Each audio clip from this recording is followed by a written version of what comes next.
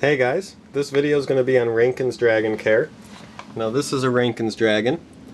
As you can see, they're pretty small. Barely longer than my finger right now. There's a dead cricket right there he's looking at. But barely longer than my finger. As you can see, bearded dragons are much larger. Head of my bearded dragon is probably as big as the Rankins dragon. Now if you know about bearded dragon care, they're very similar to Rankins dragons in terms of care. These guys require about a 20 to 30 gallon cage for one dragon. If you have two or more dragons, you want a 30 to 40 gallon tank. Nothing smaller than that. They need space to move, even though they're pretty small lizards. At adult size, they'll get up to a foot long, sometimes 13 inches, but usually about a foot is their maximum size. And in the cage, we'll start with substrate. I recommend using Reptile Carpet or newspaper. Don't use any other type of bedding like aspen. Pine is really bad. Sand is bad. Any of those they can eat and they can get impaction. Reptile Carpet I find is the perfect choice. It's what I use for both my bearded dragons and my Rankins dragons, and it's very simple to clean. There's not much to it. You just, shake it off, and you can even wash it in the clothes washer if you want. And there's no chance of impaction, so it's a perfect bedding.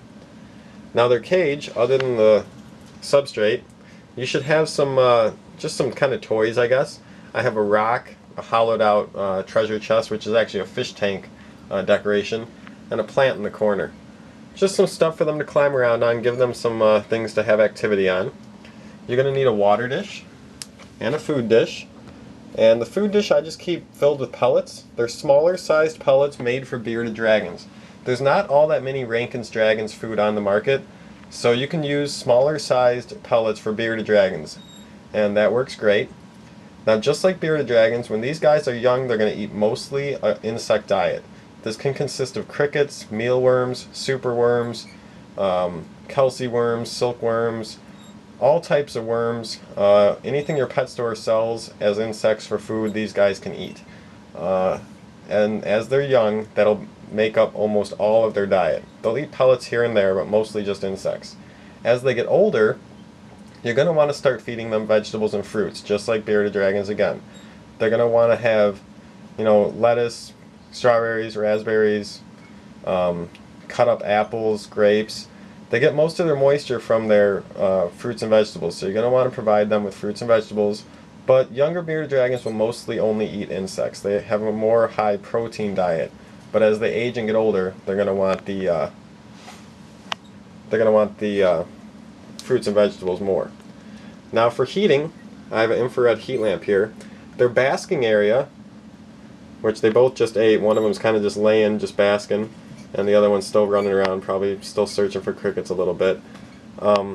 Basking area needs to be between 100 and 105 degrees. Some people say you can have it even up to 110, but nothing over that. That's going to start getting too hot. So you're going to want to have some type of heat source, either an infrared heat lamp or some other ceramic heat emitter, some type of heat source to get their hot basking area up to 110 at the hottest. Between 100 and 110 is okay. And then throughout the cage it should get cooler and cooler. The middle of their cage I have this shaking his head. The middle of their cage I have this UVB light, which we'll talk about next, but it provides a little bit of heat to the middle of the cage also. So we start out at about 105 degrees on my tank over here. The middle's about 90 or so degrees, and then the cool side of their tank should be down to about 75 at the lowest, between 75 and 85 on the cool side of their cage.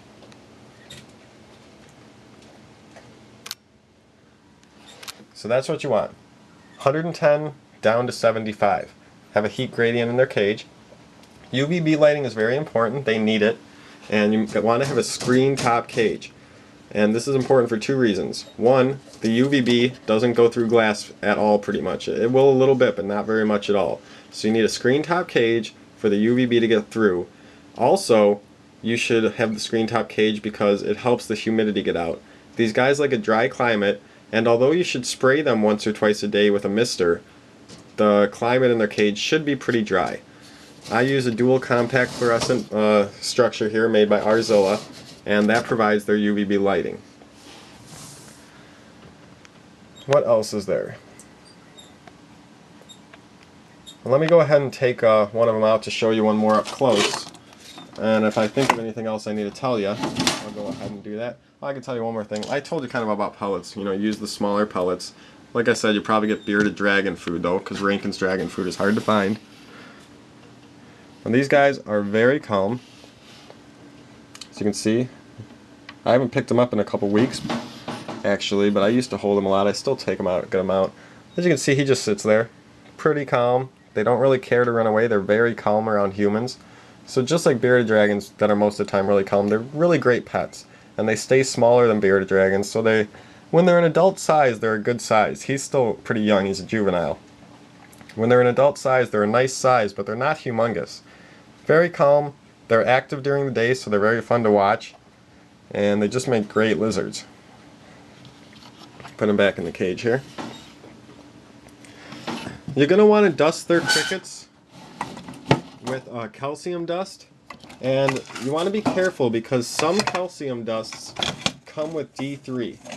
Now D3 essentially gives them the same vitamin that the UVB light gives. You don't want to give them too much of this. So what I suggest is do not use D3 calcium except maybe once a week at the most. Use calcium without D3 for the majority of their feedings. If they get too much D3, their bones can actually overgrow, and it can be, you know, deadly for them. So don't feed them calcium with D3 very often, but it is okay from time to time. And I think that's about it. I think I covered mostly everything you need to know about them. If you have any questions, let me know. I'll be happy to answer. And if you get one of these guys, you'll really like them. They're really good lizards, really calm like I said, and they're fun to own. So another good plus to them is they're smaller, so they don't eat quite as much as bearded dragons, so the food bill is a little bit less. So see you guys next time.